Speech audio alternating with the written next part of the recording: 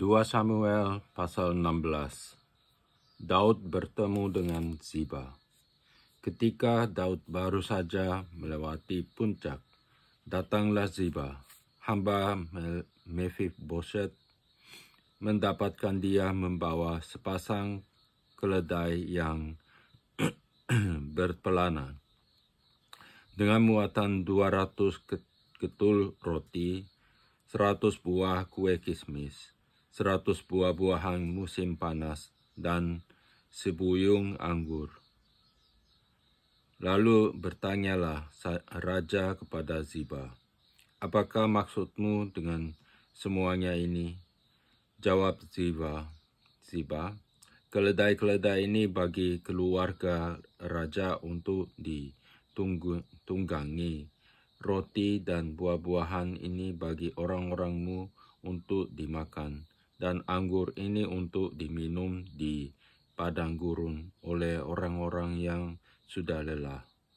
Kemudian bertanyalah raja, "Di manakah anak tuanmu?" Jawab Ziba kepada raja, "Ia ada di Yerusalem, sebab katanya, pada hari ini kaum Israel akan mengembalikan kepadaku kerajaan ayahku." Lalu berkatalah raja kepada Ziba, "Kalau begitu, kepunyaanmu lah segala kepunyaan Mephibosheth."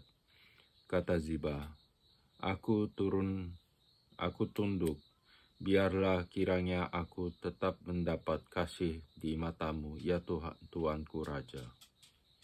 Simei mengutuki Daud. Ketika Raja Daud telah sampai ke Bahurim, keluarga dari sana seorang dari kaum keluarga Saul. Ia bernama Simei bin Gera. Sambil mendekati raja, ia terus-menerus mengutuk Daud dan semua pegawai Raja Daud. Dilemparinya dengan batu, walaupun segenap tentara dan semua pahlawan berjalan di kiri kanannya. Beginilah perkataan Simei pada waktu ia mengutuk, Enyalah, engkau menumpah darah orang Dursila. Tuhan telah membalas kepadamu segala darah keluarga Saul, yang engkau gantikan menjadi raja. Tuhan telah menyerahkan kedudukan raja kepada anakmu Absalom. Sesungguhnya engkau sekarang dirundung malang, karena engkau seorang penumpah darah. Lalu berkatalah Abisai, anak Zerunya, kepada raja, "Mengapa anjing mati ini mengutuki tuanku raja? Izinkanlah aku menyeberang dan memenggal kepalanya." Tetapi kata raja, "Apakah urusanku dengan kamu, hai anak-anak Zeruya? Biarlah ia mengutuk. Sebab apabila Tuhan berfirman kepadanya, kutukilah Daud, siapakah yang akan bertanya, mengapa engkau berbuat dengan demikian?" Pula kata Daud kepada Abisai dan kepada semua pegawainya, "Sedangkan anak kandungku ingin mencabut nyawaku, terlebih lagi sekarang orang Benyamin ini, biarkanlah dia dan biarlah ia mengutuk, sebab Tuhan yang telah berfirman kepadanya demikian. Mungkin Tuhan akan memperhatikan kesengsaraanku ini, dan Tuhan membalas yang baik kepadaku sebagai ganti kutuk orang itu pada hari ini." Demikianlah Daud melanjutkan perjalanannya dengan orang-orangnya, sedang Simei berjalan terus di lereng gunung bertentangan dengan dia, dan sambil berjalan ia mengutuk, melemparinya dengan batu dan menimbulkan debu. Dengan lelah sampainya raja dan seluruh rakyat yang ada bersama-sama dengan dia ke Yordan. Lalu mereka beristirahat di sana. Husai dan Ahitofel menghadap Absalom. Maka Absalom dan seluruh rakyat orang-orang Israel sampailah ke Yerusalem. Dan Ahitofel ada bersama-sama dengan dia. Ketika Husai orang Arki, sahabat Daud itu, sampai kepada Absalom, berkatalah Husai kepada Absalom, "Hiduplah raja, hiduplah raja." Berkatalah Absalom kepada Husai, "Inikah kesetiaanmu kepada sahabatmu? Mengapa engkau tidak pergi menyertai sahabatmu itu?" Lalu berkatalah Husai kepada Absalom, "Tidak, tetapi dia yang dipilih oleh Tuhan dan oleh rakyat ini, oleh setiap orang Israel. Dialah yang memiliki aku dan bersama-sama dengan dialah aku akan tinggal. Lagi pula kepada siapakah aku memperhambakan diri? Bukankah kepada anaknya, sebagaimana aku memperhambakan diri kepada ayahmu, demikianlah aku memperhambakan diri kepadamu." Kemudian berkatalah Absalom kepada Ahitofel, "Berilah nasihat, apakah yang harus kita perbuat?" Lalu jawab Ahitofel kepada Absalom, "Hampirilah gunduk-gunduk ayahmu yang ditinggalkannya untuk menungguhi istana. Apabila seluruh Israel mendengar bahwa engkau telah membuat dirimu dibenci oleh ayahmu, maka segala orang yang menyertai engkau akan dikuatkan hatinya. Maka dibentangkanlah kemah bagi Absalom di atas Sotoh.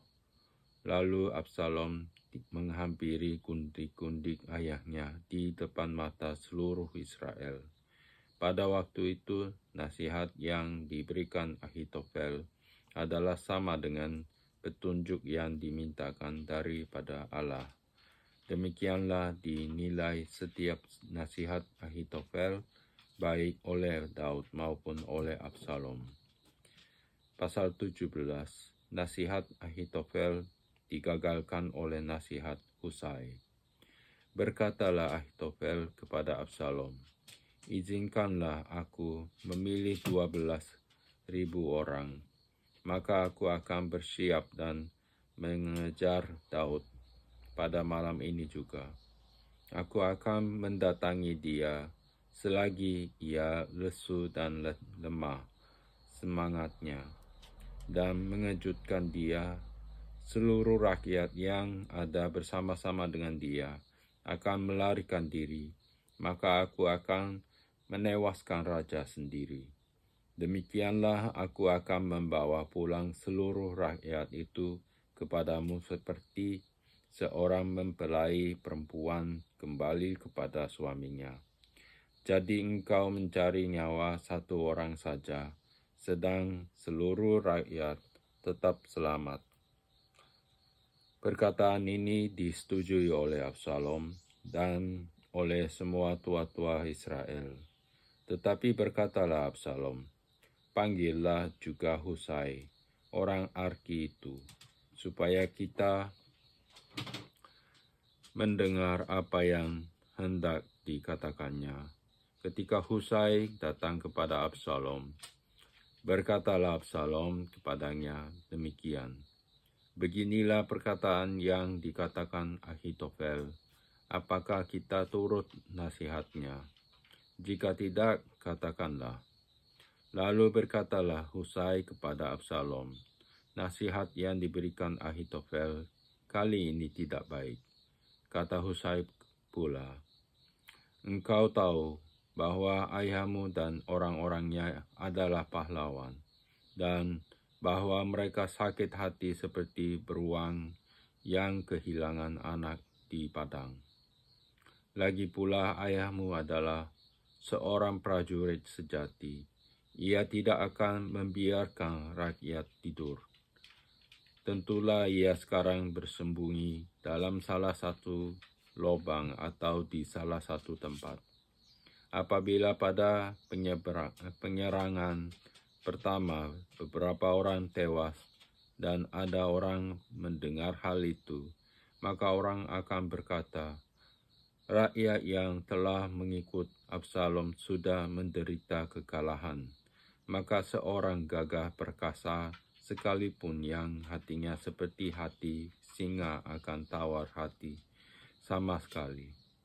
Sebab seluruh Israel tahu bahwa ayahmu itu seorang pahlawan dan orang-orang yang bersama-sama dia adalah orang gagah perkasa.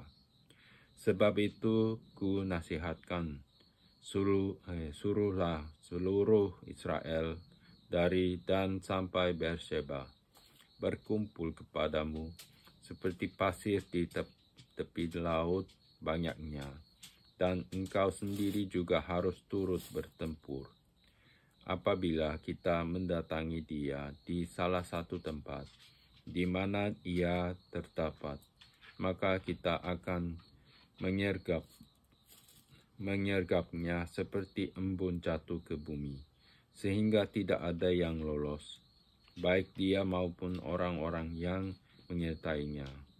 Dan jika ia mengundurkan diri ke suatu kota, maka seluruh Israel akan mengikat kota itu dengan tali, dan kita akan menyeretnya sampai ke sungai, hingga batu kecil pun tidak terdapat lagi di sana. Lalu berkatalah Absalom dan setiap orang Israel, nasihat Husai, orang Arki itu lebih baik daripada nasihat Ahitofel. Sebab Tuhan telah memutuskan bahwa nasihat Ahitofel yang baik itu digagalkan, dengan maksud supaya Tuhan mendatangkan celaka kepada Absalom. Daud ke Mahanaim. Sesudah itu berkatalah Husai kepada Zadok dan kepada Abiatar, imam-imam itu, ini dan itu dinasihatkan Ahitofel kepada Absalom dan kepada para tua-tua Israel, tetapi ini dan itu ku nasihatkan. Oleh sebab itu, suruhlah dengan segera memberitahukan kepada Daud. Demikian, pada malam ini janganlah bermalam di tempat-tempat penyeberangan ke padang gurun, tetapi menyeberanglah dengan segera, supaya jangan raja dan seluruh rakyat yang bersama-sama dengan dia itu ditelan habis. Yonatan dan Ahimaas menunggu di Enrogel, dan setiap kali ada seorang budak perempuan yang datang membawa kabar kepada mereka, dan mereka pun langsung memberitahu Raja Daud, sebab mereka tidak boleh dilihat memasuki kota. Tetapi seorang anak melihat mereka, lalu memberitahu Absalom.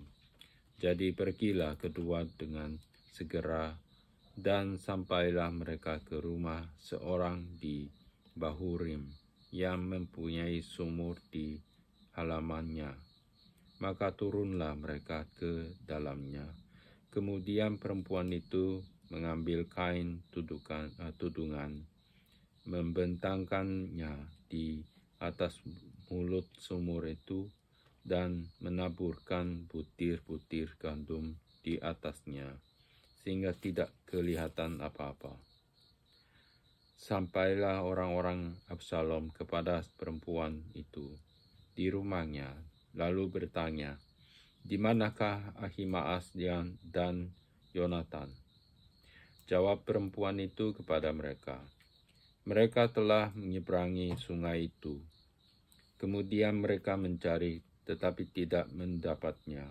Lalu pulanglah mereka ke Yerusalem. Setelah orang-orang itu pergi, keluarlah keduanya dari sumur. Lalu pergi memberitahu Raja Daud. Kata mereka kepada Daud, "Bersiaplah dan seberangilah dengan segera sungai ini, sebab ini dan itu dinasihatkan Ahitofel terhadap kamu." Lalu bersiaplah Daud dan seluruh rakyat yang bersama-sama dengan dia, dan mereka menyeberangi sungai Yordan. Pada waktu fajar tidak ada seorang pun yang ketinggalan yang tidak menyeberangi sungai Yordan. Ketika dilihat Ahitofel bahwa nasihatnya tidak dipedulikan, dipasangnyalah pelana keledainya, lalu berangkatlah ia ke rumahnya, ke kotanya. Ia mengatur urusan rumah tangganya, kemudian menggantung diri. Demikianlah ia mati, lalu ia dikuburkan dalam kuburan ayahnya. Maka sampailah Daud ke Mahanaim ketika Absalom menyeberangi sungai Yordan dengan seluruh orang Israel yang menyertainya. Absalom telah mengangkat Amasa menggantikan Yoab untuk mengepalai tentara. Amasa adalah anak seorang yang bernama Yitra, seorang Ismail, yang telah memperistri Abigail binti Nahas, saudara perempuan Zeruya, ibu Yoab. Lalu orang Israel dan Absalom berkemah di tanah Gilead. Ketika Daud tiba di Mahanaim, maka Sobi bin Nahas dari Raba, kota Bani Amon, dan Makhir bin Amiel dari Lodebar, dan Barzilai, orang Gilead, dari Rogelim, membawa tempat tidur,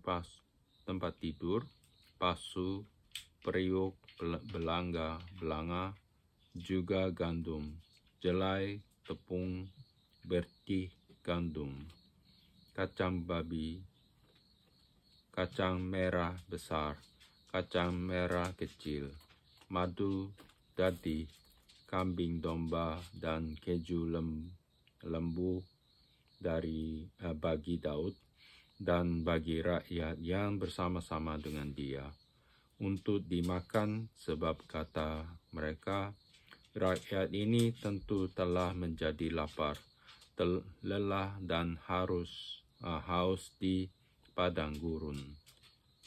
Pasal 18, Absalom terpukul kalah dan mati. Daud memeriksa barisan tentara yang bersama-sama dengan dia.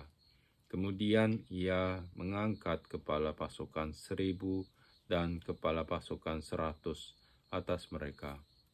Lalu Daud menyuruh tentara itu maju berperang, sepertiga di bawah perintah Yoab, sepertiga lagi di bawah perintah Abisai, anak Zeruya, adik Yoab, dan sepertiga lainnya di bawah perintah Itai, orang Gad itu. Lalu berkatalah raja kepada rakyat, "Aku juga akan maju berperang bersama-sama dengan kamu." Tetapi tentara itu berkata, "Janganlah tuanku maju berperang, sebab apabila kami terpaksa melarikan diri, maka mereka tidak akan menghiraukan kami. Bahkan sekalipun mati separuh daripada kami, mereka tidak akan menghiraukan kami, tetapi tuanku sama harganya dengan 10.000 orang daripada kami. Sebab itu adalah lebih baik bahwa tuanku bersedia menolong kami dari kota. Kemudian berkatalah raja kepada mereka, apa yang kamu pandang baik akan ku perbuat. Lalu berdirilah raja di sisi pintu gerbang, dan seluruh tentara itu berjalan ke luar, beratus-ratus dan beribu-ribu. Dan raja memerintahkan kepada Yoab, Abisai, dan Itai, demikian, perlakukanlah Absalom, orang muda itu, dengan lunak karena aku. Dan seluruh tentara mendengar ketika raja memberi perintah itu kepada semua kepala pasukan mengenai Absalom. Lalu tentara itu maju ke padang menyerang orang Israel, dan terjadilah pertempuran di hutan Efraim. Tentara Israel terpukul kalah di sana oleh orang-orang Daud, dan pada hari itu terjadilah di sana pertumpahan darah yang dahsyat, 20.000 orang tewas. Kemudian pertempuran meluas dari sana, meliputi seluruh daerah itu, dan hutan itu memakan lebih banyak orang di antara tentara daripada dimakan pedang dari hari itu. Kebetulan Absalom bertemu dengan orang-orang Daud. Adapun Absalom menunggangi bagal. Ketika bagal itu lewat di bawah jalinan, dahan-dahan pohon terbanting yang besar, tersangkutlah kepalanya pada pohon terbanting itu, sehingga ia tergantung antara langit dan bumi. Sedang bagal yang dikendarainya berlari terus. Seseorang melihatnya, lalu memberitahu Yoab, katanya, aku melihat Absalom tergantung pada pohon terbanting. Yoab berkata kepada orang yang memberitahu kepadanya itu, apa? Jika engkau melihatnya, mengapa engkau tidak membanting dia ke tanah di tempat itu juga? Maka selayaknya aku memberi engkau 10 sikal perak dan 1 ikat pinggang. Tetapi orang itu berkata kepada Yoab, sekalipun aku mendapat 1000 sikal perak di telapak tanganku, takkan aku menjamah anak raja itu. Sebab di depan telinga kamilah raja memberi perintah kepadamu dan kepada Abisai dan kepala Itai, katanya, lindungilah Absalom orang muda itu karena aku. Sebaliknya, jika aku mencabut nyawanya dengan khianat, tidak ada sesuatu pun yang tinggal tersembunyi kepada raja, maka engkau akan menjauhkan diri. Tetapi Yoab berkata, aku tidak mau membuang-buang waktu dengan kau seperti ini. Lalu diambilnyalah 3 lembing dalam tangannya, dan dikamkannya ke dada Absalom, sedang ia masih hidup di tengah-tengah dahan pohon terbanting itu. Kemudian 10 bujang pembawa senjata Yoab mengelilingi Absalom, lalu memukul dan membunuh dia. Sesudah itu Yoab meniup sangkakala sehingga tentara berhenti mengejar orang Israel, sebab Yoab mau menahan tentaranya itu. Lalu mereka mengambil mayat Absalom dan melemparkannya ke dalam lubang yang besar di hutan itu, Kemudian mereka mendirikan di atasnya timbunan batu yang sangat besar, dan seluruh orang Israel melarikan diri masing-masing ke kemahnya. Sewaktu hidupnya, Absalom telah mendirikan bagi dirinya sendiri tugu yang sekarang ada di lembah raja, sebab katanya, "Aku tidak ada anak laki-laki untuk melanjutkan ingatan kepada namaku.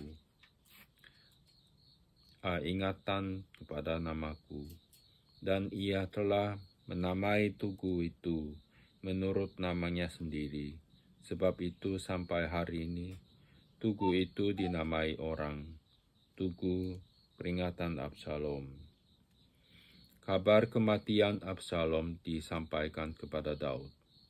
Kemudian berkatalah Ahimaas bin Zadok, "Biarlah aku berlari menyampaikan kabar yang baik itu kepada raja, bahwa Tuhan telah memberi keadilan kepadanya dengan melepaskan dia dari tangan musuhnya." Tetapi berkatalah Yoab kepadanya, "Pada hari ini bukan engkau yang menjadi pembawa kabar. Pada hari lain boleh engkau yang menyampaikan kabar. Tetapi pada hari ini engkau tidak akan menyampaikan kabar karena anak raja sudah mati." Lalu berkatalah Yoab kepada seorang Etiopia, "Pergilah, beritahukanlah kepada raja apa yang kau lihat." Orang Etiopia itu sujud menyembah kepada Yoab, lalu berlari pergi. Tetapi berkatalah sekali lagi Ahimaas bin Zadok kepada Yoab, "Adapun yang terjadi, izinkanlah juga aku berlari pergi menyusul orang Etiopia itu." Tetapi kata Yoab, "Mengapa juga engkau mau berlari pergi, anakku? Apakah engkau membawa kabar yang menguntungkanmu?" Jawabnya, "Apapun yang terjadi, aku mau berlari pergi." Lalu berkatalah Yoab kepadanya, "Kalau demikian, larilah." Maka berlarilah Ahimaas mengambil jalan dari lembah Yordan, sehingga ia mendahului orang Etiopia itu. Adapun Daud duduk di antara kedua pintu gerbang, sedang penjaga naik ke sotoh pintu gerbang itu di atas tembok. Ketika ia melayangkan pandangnya, dilihatnya lah orang datang berlari, seorang diri saja. Berserulah penjaga pemberitahu raja. Lalu raja berkata, "Jika ia seorang diri, maka kabar yang baiklah disampaikannya." Sementara orang itu mendekat, penjaga itu melihat seorang lain datang berlari. Lalu penjaga itu menyerukan kepada penunggu pintu gerbang. Katanya, "Lihat, ada lagi orang datang berlari, seorang diri." Berkatalah raja, "Itu pun pembawa kabar yang baik." Sesudah itu berkatalah penjaga, "Aku lihat cara berlari orang yang pertama itu seperti cara berlari Ahimaas bin Zadok." Berkatalah raja, "Itu orang baik. Ia datang membawa kabar yang baik." Lalu Ahimaas berseru, katanya kepada raja, "Selamat." Kemudian sujudlah ia menyembah kepada raja dengan mukanya ke tanah, serta berkata, "Terpujilah Tuhan Allahmu yang telah menyerahkan orang-orang yang menggerakkan tangannya melawan tuanku raja." Lalu bertanyalah raja, "Selamatkah Absalom, orang muda itu?" Jawab Ahimaas, "Aku melihat keributan yang besar ketika Yoab menyuruh pergi hambamu ini, tetapi aku tidak tahu apa itu. Kemudian berkatalah raja, pergilah ke samping, berdirilah di sini. Ia pergi ke samping dan tinggal berdiri. Maka datanglah orang Etiopia itu. Kata orang Etiopia itu, Tuanku Raja mendapat kabar yang baik, sebab Tuhan telah memberi keadilan kepadamu pada hari ini dengan melepaskan tuanku dari tangan semua orang yang bangkit menentang tuanku. Tetapi bertanyalah raja kepada orang Etiopia itu, selamatkah Absalom, orang muda itu? Jawab orang Etiopia itu, biarlah seperti orang muda itu, musuh tuanku raja dan semua orang yang bangkit menentang tuanku untuk berbuat jahat. Kesedihan Daud. Maka terkejutlah raja, dan dengan sedih ia naik ke anjung pintu gerbang, lalu menangis. Dan beginilah perkataannya sambil berjalan, anakku Absalom, anakku Absalom. Ah, kalau aku mati menggantikan engkau. Absalom anakku.